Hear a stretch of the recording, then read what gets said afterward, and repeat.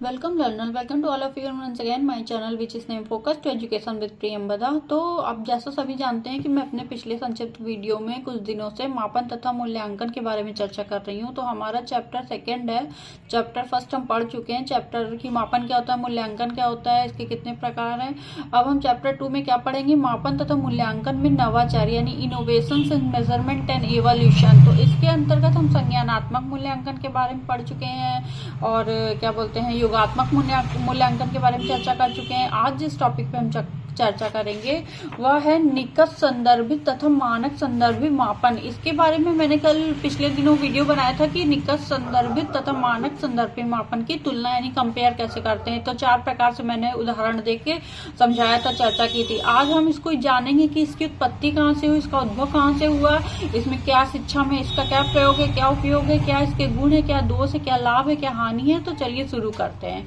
Criterion referenced and non referenced measurement यानी निकट संदर्भित तथा मानक संदर्भित मापन। मानक यानी क्राइटेरियन रेफरेंस तथा नॉर्म हो गया हमारा निकट संदर्भित मेजरमेंट। तो चलिए इसको समझते हैं। आधुनिक शैक्षिक मूल्यांकन कर्ता परंपरागत मानक संदर्भित मापन को शैक्षिक मूल्यांकन के लिए अधिक उपयोगी स्वीकार नहीं करते।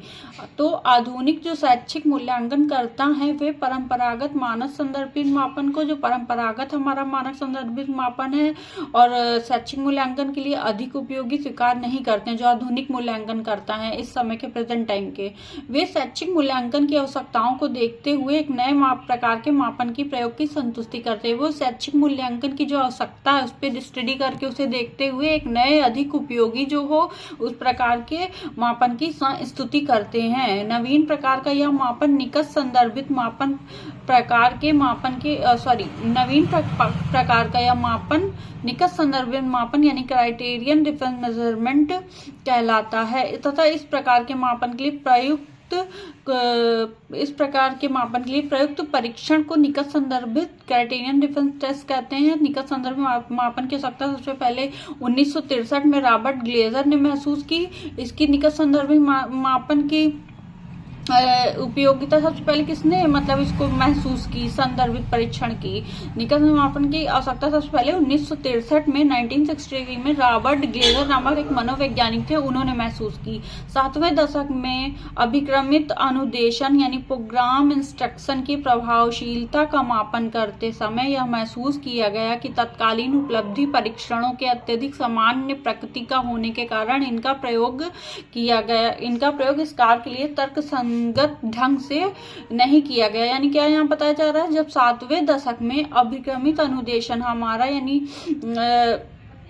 प्रोग्राम इंस्ट्रक्शन जो है कि प्रभावशीलता का मापन करते समय उसके क्या प्रभाव है शिक्षा के क्षेत्र में क्या है उसका जब हम मापन करते हैं, तो 7वें दशक में जब हम तत्कालीन जो अभिक्रमित अनुदेशन प्रोग्राम इंस्ट्रक्शन चल रहा था उसकी प्रभावशीलता का हमें मापन करने के लिए, यानी कि उसकी क्या प्रभावशीलता है शिक्षा क्षेत्र में, उसके क्या प्रभाव है तथा क्या परिवर्तन शैक्षिक परिवर्तन में उसके क्या उपयोग है। तो इस प्रकार से मापन करते समय यह महसूस किया गया कि तत्कालीन उपलब्धि परीक्षणों के अत्यधिक सामान्य प्रकृति का होने के कारण उनका प्रयोग इस कार्य के लिए तर्क संगत ढंग से नहीं किया जा सकता। यानी तत्कालीन जो उपलब्धि परीक्षण थे, अचीवमेंट टेस्ट थे, जिनका हम करते हैं शिक्षा के क्षेत्र में उपयोग, वे अत्यधिक समान प्रकृति के होने के कारण, वे बहुत ही समान प्रकृति के थे, तो उनके कारण इनका प्रयोग किया गया तत्कालीन उपलब्ध इस कार्य के लिए तर्क संगत ढंग से नहीं किया जा सकता। मतलब जो शिक्षा में हमारा कार्य है उसका तर्क, उसमें कोई तर्क रीजन नहीं है, इस ढंग से हमारा नहीं किया जा सकता। तो ग्लेजर के द्वारा, अमेरिकन साइकोलॉजिस्ट थे जो ग्लेजर थे, जिन्होंने 1963 में सबसे पहले इसका महसूस की थी कमी।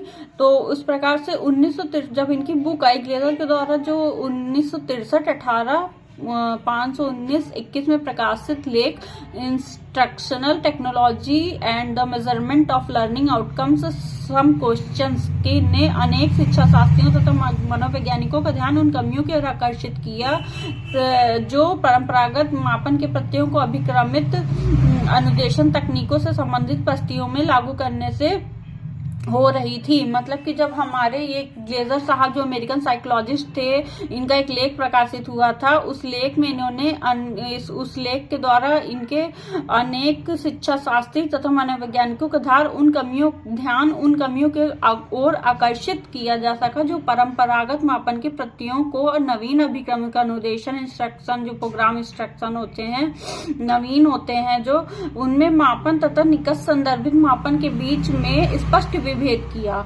अपने लेख में ग्लेजर ने मानक संदर्भित मापन तथा निकट संदर्भित मापन के बीच स्पष्ट विभेद किया। उन्होंने कहा कि मानक संदर्भित मापन की सहायता से किसी छात्र की अन्य छात्रों के सापेक्षिक स्थिति ज्ञात की जाती है, जबकि निकट संदर्भित मापन में छात्रों के द्वारा अर्जित ज्ञान की निरपेक्ष स्थिति का वर्णन किया जाता है। यानी क्या उन्होंने अपने लेख में क्या लिखा कि मानक संदर्भित जो मापन थे, निकट संदर्भित मापन के बीच में स्पष्ट विभेद किया, उनको अलग किया एक दूसरे से कि ये किस प्रकार है मानक संदर्भित तथा निकट संदर्भित मापन का किस प्रकार, इसका क्या उपयोग, इसका क्या प्रभाव पड़ रहा है शिक्षा क्षेत्र में अगर हम इसका उपयोग कर रहे हैं। तो उन्होंने इसके विभेद को स्पष्ट किया। यद्यपि ग्लेजर से पूर्व इस तरह की चर्चा अन्य व्यक्ति कर चुके थे, जैसे R.L. ईविल ने सन 1962 में अपने लेख कंटेंट स्टैंडर्ड्स टेस्ट स्कोर, जो कि एजुकेशनल एंड साइकोलॉजिकल मेजरमेंट 1962 22 15 25 में छपा था, में इसी तरह की चर्चा थी। परंतु ग्लेजर के लेख ने सबसे पहले शैक्षिक मापनकर्ताओं का ध्यान अपनी ओर आकर्षित किया, इसलिए निकट संदर्भित मापन के प्रत्यय का श्रेय ग्लेजर को ही दिया जाता है।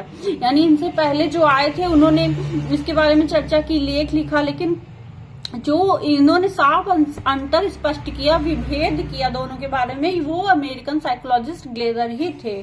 तो पाठ्य वस्तु संदर्भित मापन, उद्देश्य संदर्भित मापन तथा क्षेत्र संदर्भित मापन जैसे नामों का प्रयोग भी निकट संदर्भित मापन के लिए किया जाता है। यहाँ यह स्पष्ट करना उचित होगा कि जिन परीक्षणों का प्रयोग निकट संदर्भित मापन के लिए किया जाता है उन्हें निकट संदर्भित परीक्षण कहते हैं, तथा जिन परीक्षणों का प्रयोग परंपरागत मानक संदर्भित मापन के लिए करते हैं उन्हें हम मानक संदर्भित परीक्षण कहते हैं। फिर हमारा जो मानक संदर्भित परीक्षण है, निकट संदर्भित परीक्षण में मुख्य अंतर यह है कि मानक संदर्भित परीक्षण छात्रों की योग्यता तथा मानक समूह संदर्भ व्यक्त करते हैं, जबकि निकट संदर्भित परीक्षण में किसी व्यक्ति की योग्यता को निकट के संदर्भ में स्पष्ट किया जाता है। ग्लेजर के द्वारा इसे स्पष्ट किए गए अंतर में निकट के अर्थ को नहीं स्पष्ट किया गया। निकट संदर्भित परीक्षण में निकट से क्या अभिप्राय है, जिसके कारण निकट शब्द का अर्थ भिन्न भिन्न ढंग से लगाया जाता है। प्राय निकट शब्द के 3 अर्थ लगाए जाते हैं, जैसे शैक्षिक उद्देश्य, छात्रों की योग्यता का वांछित स्तर, सुपरिभाषित व्यवहारों का समूह आदि।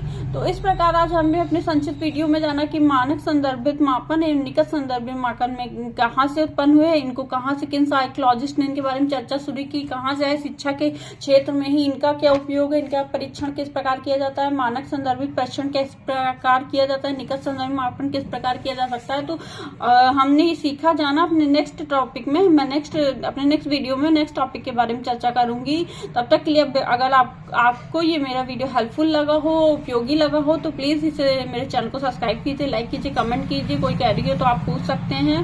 तब तक के लिए मैं अपने नेक्स्ट वीडियो में नए टॉपिक के बारे में चर्चा करूंगी। तब तक के लिए आप सभी सीखने वालों, सुनने वालों को मेरा नमस्कार।